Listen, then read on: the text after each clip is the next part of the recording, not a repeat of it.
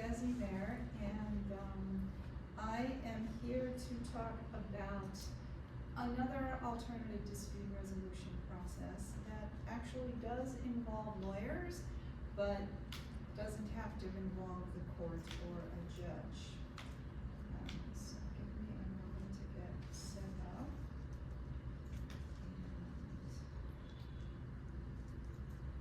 Alright, so there's an old picture.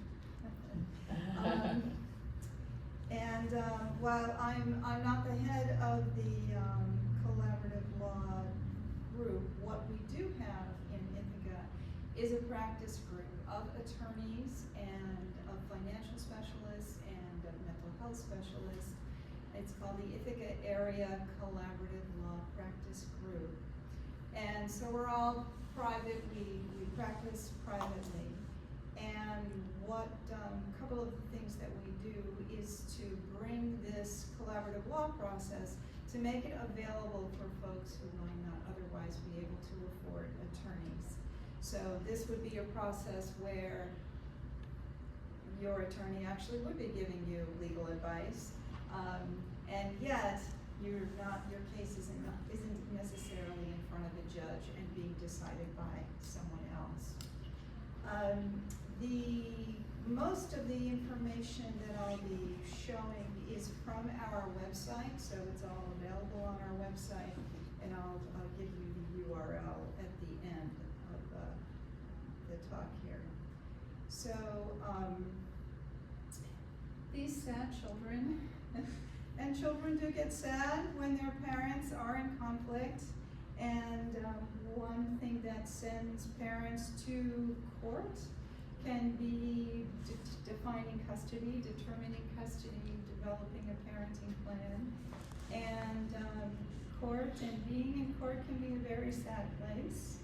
And so what we try to do with the collaborative law process is to focus on the entire family, to focus on the parents, to focus on the children, and to build an agreement or a parenting plan that everyone can live with, that works for everyone, which is much different than being in court where, say there are two attorneys representing two parents in family court. Their goal, if the parents are unable to resolve the issues between them, is to perhaps convince the judge that their client is the better parent, in which case slings and arrows may go back and forth to shoot the other parent down. So in the collaborative law process, we avoid all that by not being in court, and we work through the issues in a series of meetings. Each party has their own collaborative lawyer. When I say collaborative lawyer, it's not an oxymoron, for sure. And but there is special training that attorneys go through to help people through this process. It's not, it's similar to some extent to the mediation process, where two folks are working to resolve a conflict and you have a third party, a mediator, or there's also arbitration, and that's also a third party. And that party is neutral. So the third person is neutral between the parties, and their job, especially as a mediator, is to facilitate the conversations that the parties need to have in order to resolve their issue. So for collaborative law, there are similar to that, where parties are sitting at a table. Oftentimes we may even do this via Zoom because parties are not physically in the same location. And here it's actively talking, working through the issues, identifying what's important to each of the parties, and then now the lawyer's involvement, rather than trying to convince some third party that their client is the better client, or their client should be the one to get what they want. Now the attorneys are actually working together. And the attorneys are working together with a common goal of helping the parties reach an agreement. So whether that's a custody plan, whether that's a separation agreement, primarily our group here in Ithaca, we work within family law, but it's not, you can use this kind of a process for other situations as well. It works best where the parties will have some type of relationship going forward. After the conflict, let's say, has been resolved, and the parties still have to deal with each other, whether they're part of the family or whether they're own a business together, this collaborative law process can be a good fit. So basically, what is the process? And the goal is to minimize the conflict while addressing the issues that need to be resolved. And in large part, we do that by gaining a good understanding of what's important to the parties, and also give them a safe environment so that they can talk about what they need to talk about. So that brings us out of court. There's no court oversight when a collaborative case is going. And what is said at a collaborative meeting is confidential. And before even entering into the process, everybody, attorneys and the clients, sign something called a participation agreement. And in this participation agreement, it sets out what are the obligations of the process, what are the obligations of the participants in the process. So for example, and this is really a safety net, if for some reason the discussions break down and the collaborative process is terminated, neither party can take their collaborative lawyer with them to court. So, and the safety net part of that is that no one, and an attorney or a party, can use the threat of going to court to get someone else to comply or to get someone else to agree to something. So that's just off the table. So it's focused on integrity and transparency, and but yet it's a formal, structured process. The other aspect about the collaborative law process is it can be larger than just two attorneys and two parties. So we also have, especially if you're in a situation of maybe a divorce, and the parties, if they could benefit from financial expertise, a financial person can participate, but then that person participates as in a neutral capacity. Or mental health, perhaps, or some kind of coaching, to help the parties work through the emotional stuff. And honestly, the emotional stuff can be large hurdles for getting through the meetings that we all need to have to resolve the issues. So we can have a team. So with collaborative law, it's possible to approach things as a team, and the team is working together. So it can be a good fit where you're dealing with folks who take responsibility for themselves, and they take responsibility for their decisions, because it's the parties who are the decision makers. Not a judge, not the lawyers, it's the parties who ultimately are the decision makers. But now they're making those decisions and having those discussions with their collaborative attorney at their side, who can and does give them legal advice. And the focus is on resolution. The focus is, can we build an agreement that will work for our family once we've signed it and then we go on in our lives? And it also focuses on what will be best for the children, which is a bit different than what happens in court. So oftentimes for parties who do want to separate or divorce and they have children, this can be a much more peaceful and less stressful. It's not easy. None of this type of work is easy, but there are ways to make it less taxing and less traumatic for parties who are going through it.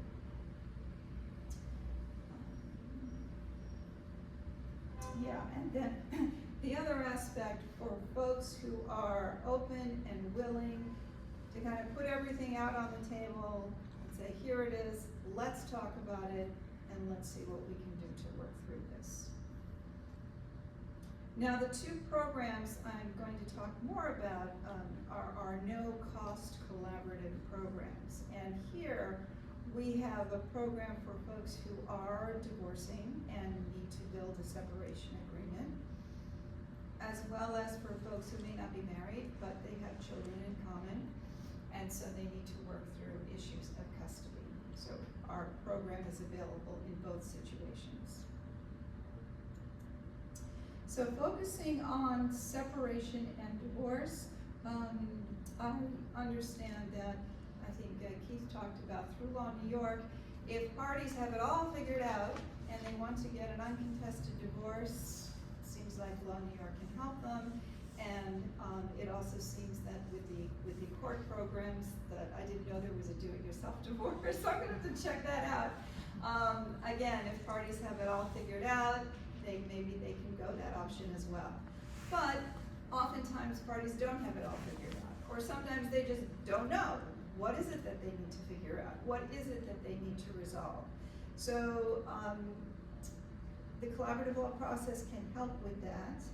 And what happens is that the attorneys will walk the parties through the process of building an agreement, because in order to get an uncontested divorce in New York, all the issues need to be resolved. And those issues are resolved through an agreement, through, say, a separation agreement. Years ago in New York State, folks couldn't get a divorce. Even if they had an agreement, they had to wait a period of time, a year, before they could actually get the divorce. That's no longer the case, and if the parties have agreement, especially if it's memorialized in a separation agreement, then they can proceed directly and they can also obtain the divorce. So through this,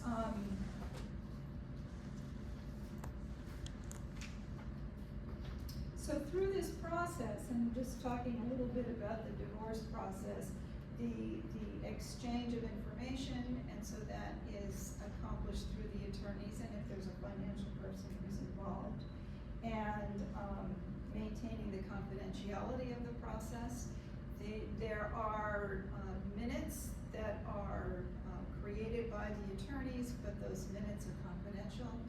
And another safeguard in the participation agreement that parties sign is that they agree ahead of time that they're not going to subpoena an attorney to testify in court if for some reason the process falls apart. So we take that, the issue of creating a safe environment for people and to protect confidentiality of all the different things that they may need to discuss, we take that very seriously. And the other aspect is to walk through that process of building the agreement. Now, through Law New York, what makes this, through Law New York, what makes this available to folks who qualify, so again, that's an income qualification. We don't make that determination. Law New York makes that determination along with the other programs that they offer. However, the attorneys participate pro bono. So the attorneys are not paid, and we participate in that program pro bono. And as I understand it, if there are two folks who are in Tompkins County and they want to use this program, one might call Law New York here in Tompkins County. If the other one also qualifies, the other spouse, they may work through a Law New York in another location or another region. They don't have to go there, but oftentimes the Rochester office, I think, steps in and then helps each party through this process.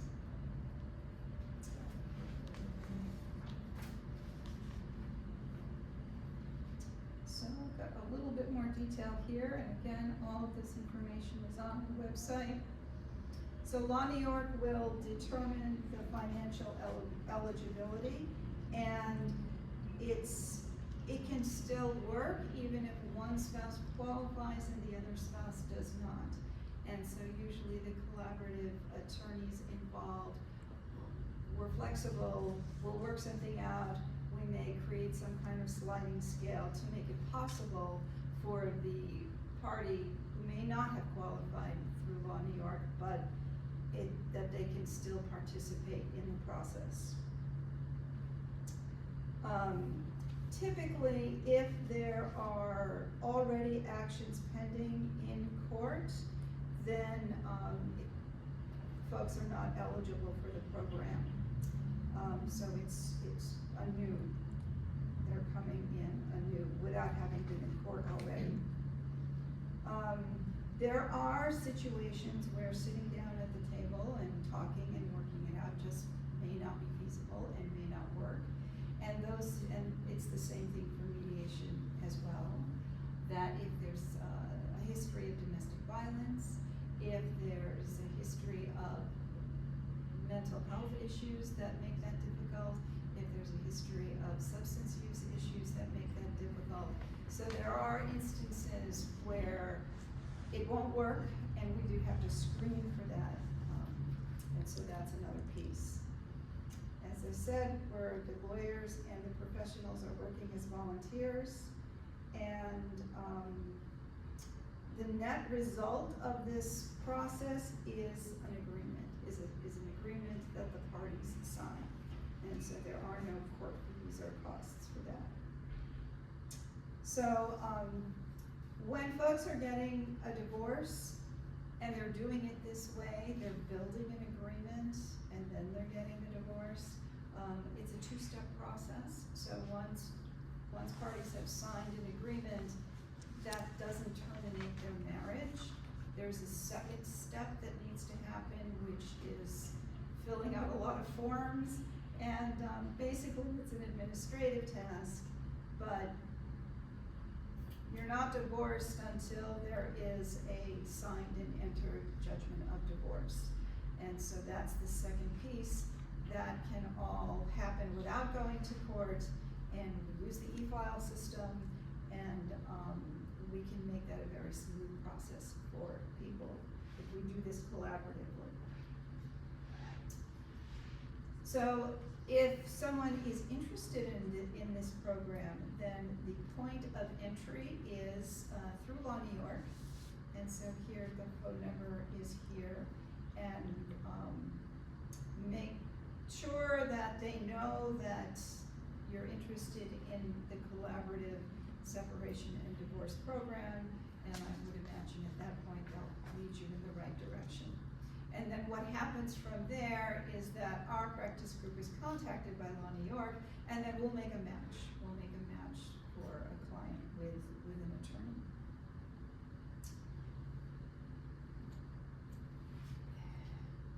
So the other program that we have available is specifically for custody and parenting time, and not to terminate marriages, but as I said, simply to basically create a parenting plan for co-parenting children.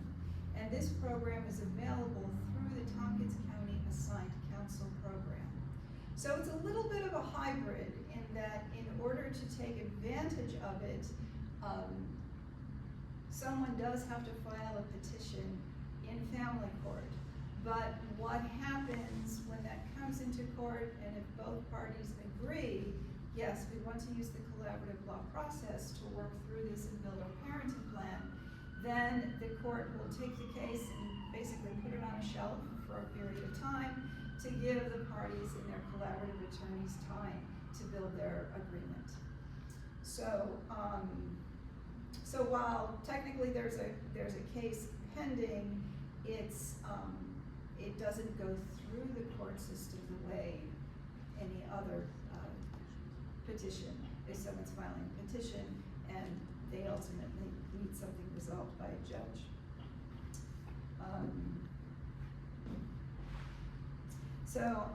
Also here, if we're working through assigned counsel, there's a participation agreement that everybody signs. It's basically the same participation agreement regardless. And as in anything else, confidentiality is very important. And typically, an attorney for children or an attorney for the child is not assigned by a judge. Sometimes it depends. Different judges may look at it differently. One thing that's unique about Tompkins County is that this program is available, as far as I know, just in Tompkins County. It's not available in other parts of the state. And the reason why an attorney for the child is not part of this is that the role of attorney for the child is very much a role of litigation, because that attorney's job is to advocate for what their client, child, or children, what they want. And I've done that job for many years. And this is my personal opinion, but what that ends up doing often is it puts children right in the middle of their parents' conflict. So with the collaborative law process, the thinking is that it's the parents who know their children, it's the parents who care and love their children the most, and so they are in the best position to be able to work through the issues and the parenting plan to come up with something that will meet their children's needs in the best way. At the end, where there is an agreement, and at this point, if parties are in family court, the resulting agreement then ends up becoming a custody order. And so, again, the parties sign, and then it's presented to the court, and judges are very happy when these come in, because that means that the parties have resolved their issues and they don't have to go through a hearing. So briefly, in terms of how this works, as I said, one needs to apply for assigned counsel, and in order to apply for assigned counsel, a petition needs to have been filed. So that's a piece that just needs to have been filed. The petition itself doesn't have to have a whole lot of information, but it does need to exist, and it needs to have been filed. And then Tompkins County Assigned Counsel Program has their own eligibility requirements, and so that's what determines if the person qualifies for assigned counsel. To engage in the collaborative process, both parties need to agree, so it's voluntary. And oftentimes people don't even know that this process exists. So there is an element of education and building awareness, which is one reason why we're here today, to explain it. If the other party doesn't qualify for assigned counsel, that doesn't mean it's over. The collaborative process can still happen. It's just that the person who didn't qualify is going to have to retain their collaborative attorney. And that has certainly happened, and we have been successful. So enrolling into this program, there is an application that folks fill out if they would like assigned counsel. And yes, so, oops. Right. So this is from the assigned counsel website, and here it says for clients, and there's an application affidavit, and then there's an online application. So if I click on this one, this is we'll call it the old application, so this application has been around for quite a while.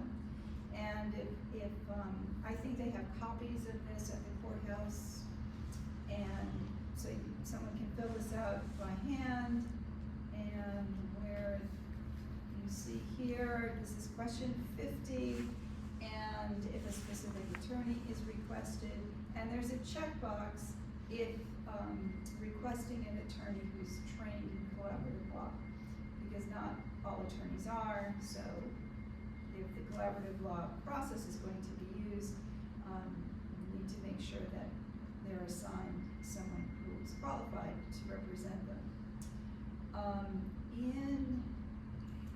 Okay, and I just learned this today when I was preparing for this, but here, this is the online application, so this is also available through the Assigned Counsel website, and there is no checkbox.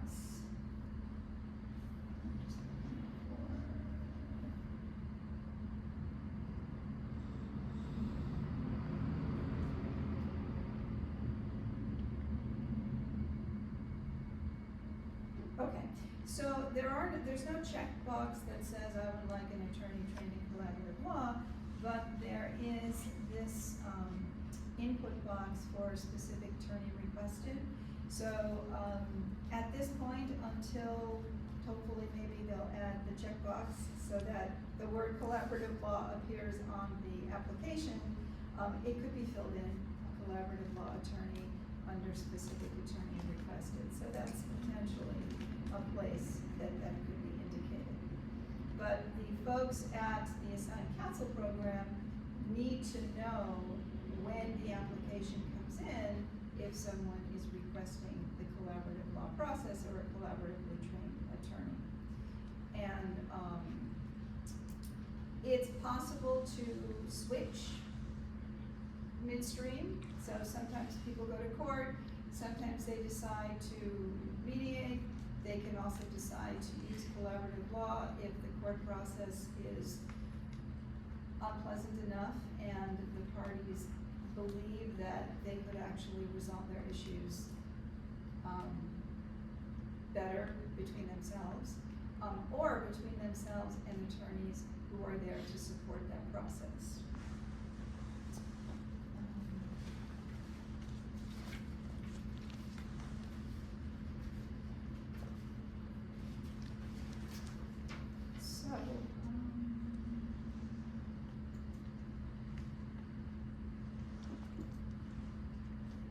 So this is, so our practice group, this is the URL, collab-law.com, and all the information that I've put up on the screen is available on the website. And I don't have business cards, but I'm happy to answer any questions, and we'll leave it here. My information is available through the website, as are other attorneys and other professionals who are part of our group and who practice this process. Yeah. So it's only available in Tompkins County or 6 districts? The Assigned Counsel program. The collaborative law. You mean collaborative law? Actually, I mean collaborative law is a process that's worldwide, so it's available worldwide. What's available specifically in Tompkins County is access through the Assigned Counsel program, so a party doesn't have to pay for their attorney. So it's just the no-cost portion of it. So there's still a cost version of it. Yes. Yes. I'm guessing that might be why it's not on that form, because that's Tompkins and Schuyler, so it's not available for Schuyler. Oh, well, that's an interesting thought. That doesn't mean it couldn't be. So now that I've just seen that there's a new application, I'll follow up on that. But as far as the attorneys, I don't know that there's a practice group specifically in Schuyler County, but certainly Tompkins County attorneys could participate. There are often attorneys who practice in Tompkins County who are on the panel for Schuyler County. And I don't know if that's a different Assigned Counsel program personally, I don't know, but that could be dealt with. Do you have another question? Okay. Yeah, I'm looking for Oh, and I was just curious, do the collaborative law attorneys that you work with, do they generally practice in surrounding counties too? Yes. Yep, wherever the inquiries come in from, there are places in the state that just don't have this available. So for example, I believe in Broome County, their collaborative law isn't necessarily available, but what we've heard is that, oh, us lawyers down here in Broome County, we get along so well, you know, we can work it out. And it's only you Ithaca nasty attorneys who can't do it. But, sure, we get people from, and the other aspect that makes it, good for clients is that, oftentimes people have already physically separated, and then one might be living in California, and one might be living here in Ithaca, and then we can also make that work, through virtual, through Zoom, those kinds of things. So because you're the collaborative law, be assigned or retained, collaborative law attorney can't be subpoenaed afterwards and the process breaks down. Presumably they would either need to have another one assigned after, if the process breaks down, or you would need to retain additional attorneys.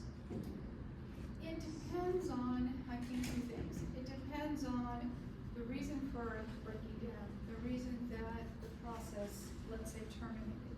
Sometimes the process may terminate with those specific people involved because a collaborative professional leaves or resigns, let's say. That the integrity of the process may still be there, in which case then another attorney could come in and then the process could continue. If the process terminated because a party said, forget this, I'm not gonna agree, I don't wanna do this, I'm going to court, then those collaborative attorneys go away, and then if the parties are then going to be in court, they need to get litigating attorneys.